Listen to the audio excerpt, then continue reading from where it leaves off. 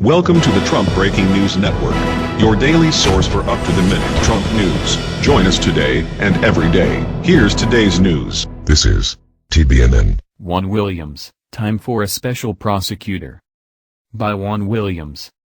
In 40 years of covering Washington politics, I have never seen anything like President Trump's amazing rise to power.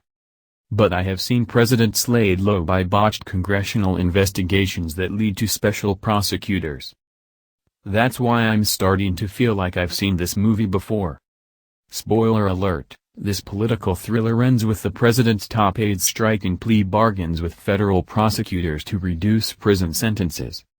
The U.S. has a rich recent history of special prosecutors. The odds are rising that one more is coming to look into alleged links between the Trump campaign and Russia. The dwindling trust in the GOP majority in Congress to conduct such a probe is due to the fading credibility of the Senate Intelligence Committee. The problem is that the Republican chairman of that panel, Senator Richard Burr, R-N.C., is widely perceived as a Trump acolyte. When FBI Director James Comey announced shortly before last year's election that his agents had reopened their investigation into Hillary Clinton's emails, Burr cheered the gift. Back then, he bragged, "There is not a separation between me and Donald Trump." Last month, it was revealed that Burr was one of the Republicans asked by White House Chief of Staff R-N.C. to speak with reporters to downplay damaging news stories about Trump campaign contacts with the Russians.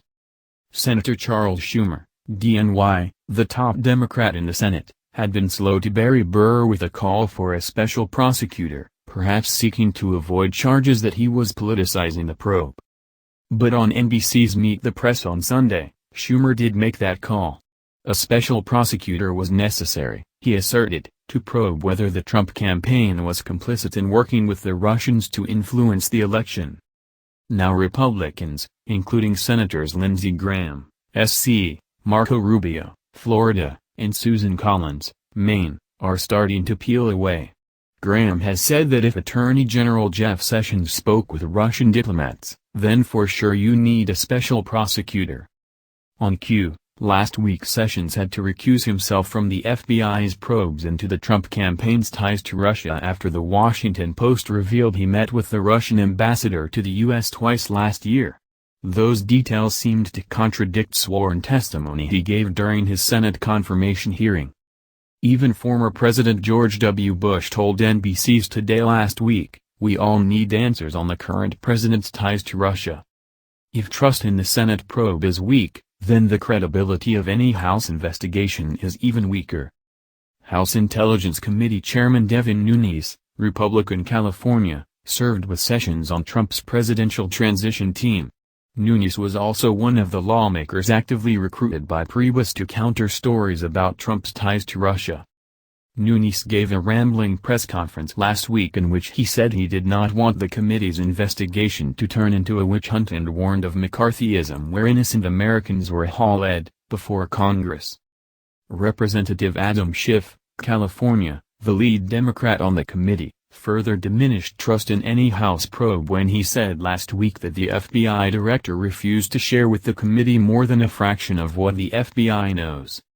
Representative Dara Lissa, the California Republican who was a bulldog when he chaired the House Oversight Committee during the Obama years, told Bill Maher that the situation warranted a special prosecutor. Later he changed his tune, saying he was willing to wait. But his backpedaling took place before Sessions recused himself. And last week, we learned that the Trump White House counsel's office issued a memo to all White House staff instructing them to preserve all documents related to Russia.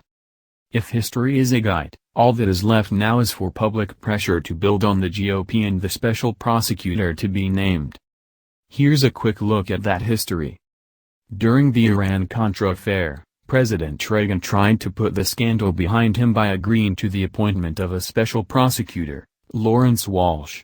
Walsh indicted several of Reagan's top aides, including Defense Secretary Caspar Kapp Weinberger.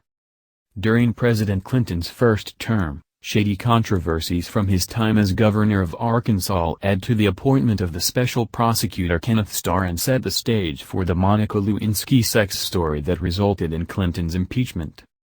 President George W. Bush's Attorney General, John Ashcroft, recused himself from a White House probe. His deputy then appointed an independent special counsel to find out who leaked the name of a CIA agent. That special prosecutor, Patrick Fitzgerald, won the conviction of the vice president's chief of staff, Louis Scooter Libby. Senator John McCain, Republican Arizona, recently said that he has more hope than belief that the GOP Congress will properly investigate Trump's ties to Russia. "Have no doubt, what the Russians tried to do to our election could have destroyed democracy," McCain said. Julius Caesar feared the Ides of March with good reason. As the middle of the month approaches, President Trump and his GOP supporters will be under fierce pressure to go along with the naming of a special prosecutor. That's the news. Join us here every day. Be sure to subscribe and click the bell. See you next time. This is TBNN.